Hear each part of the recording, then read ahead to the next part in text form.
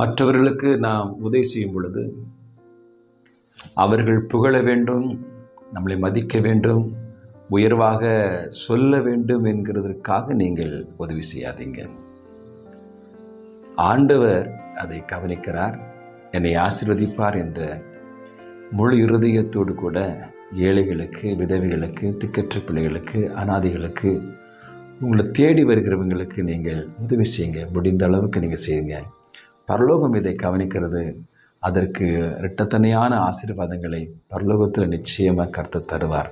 ஆனால் நம்முடைய இருதயம் பாருங்கள், ஏதோ ஒரு சின்ன காரியம் நம்ம செய்தாலே எல்லார்ட்டையும் சொல்லுவோம். கேட்டியா, நான் தான் அவனை இப்படி செய்தேன், அவனுக்கு படிக்க வைக்கிறதுக்கு பணம் கொடுத்தேன், அல்லது அவன் வீடு கிட்ட உதவி செய்தேன், அவனுக்கு உதவி செய்த உணவுக்காக தேவை இருந்தது உதவி செய்தேன். ஏதோ ஒரு காரியத்தை செய்திருப்பீங்க. அதை மற்றவங்கள்ட்ட சொல்லி அவர்கள் உங்களை புகழ வேண்டும் என்கிற இருதயம் ஒரு சில இடத்தில் இருக்கிறது. ஆனால் அப்படிப்பட்ட இருதயம் இருக்குமானால் நாம் என்ன செய்ய முடியாது? பரலோகத்திலிருந்து ஆசீர்வாத நன்மைகளை நீங்கள் நானும் பெற்றுக்கொள்ள முடியாது என்று வேதம் சொல்கிறது. வேதப்பதியை வாசிக்கிறேன், கேளுங்க. மத்தேயு சுவிசேஷம் 6ஆம் அதிகாரம் 1 வாசிக்கிறேன். மனுஷர் காண வேண்டும் என்று அவர்களுக்கு முன்பாக உங்கள் தர்மத்தை செய்யாதபடிக்கு எச்சரிக்காருங்கள்.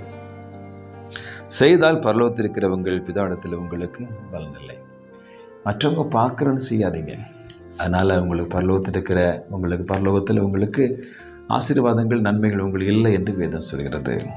ஆகையால் நீங்கள் தர்மம் செய்யும்போது மனுஷரால் புகழப்படுவதற்கு மாயக்கார ஆலயத்திலும் வீதிகளிலும் செய்கிறது போல உனக்கு முன்பாக தாரை ஊதுவியாதே, அவர்கள் தங்கள் பலனை அடைந்து தேர்த்தார் என்று மெய்யாகவே உங்களுக்கு சொல்கிறேன். நீ தர்மம் செய்யும் பொழுது உன் தர்மம் அந்தரங்கமாக இருக்கிறதற்கு உன் வலது கை செய்கிறது இடது கைக்கு அறியாதிருக்க கடவுள். அப்பொழுது அந்தரங்கத்தில் பார்க்கிற உன் பிதா தாமே உனக்கு வெளியரங்கமாய் பதிலளிப்பார்.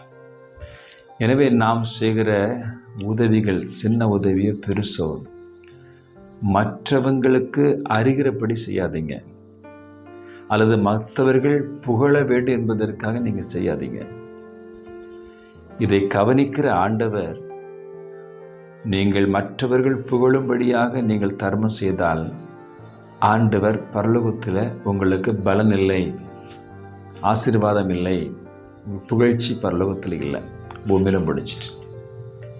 எனவே அந்தரங்கங்களை சோதித்து பார்க்குற நம்முடைய ஆண்டவர் உள்ளிந்திரியங்களை பார்க்குற தேவன், இருதயத்தை பார்க்கிறார், எண்ணத்தை பார்க்கிறார், செயல்களை பார்க்கிறார். கவனிக்கிற ஆண்டவர் வெளியரங்கமான ஆசீர்வாத நன்மைகளை உங்களுக்கு தந்து ஆசீர்வதிப்பார் என்பதை இந்த கால வேளையில் இதை புரிந்து கொண்டு இனி நீங்கள் செய்யும் பொழுதெல்லாம் கவனிங்க, என் தேவன் பார்க்கிறார், அது மாத்திரம் எனக்கு போதும். இந்த மனுஷர்கள் புகழ வேண்டிய அவசியம் இல்லை, அவர்கள் மதிக்க வேண்டிய அவசியம் இல்லை. என் தேவன் இதை கவனிக்கிறார் என்று சொல்லி செய்து பாருங்கள். ஆண்டு வெளியரங்கமான ஆசீர்வாதங்கள், நன்மைகளை உங்கள் வாழ்க்கையில் இன்று முதல் உங்களை தந்து ஆசீர்வதிப்பார். ஆமென். God bless you.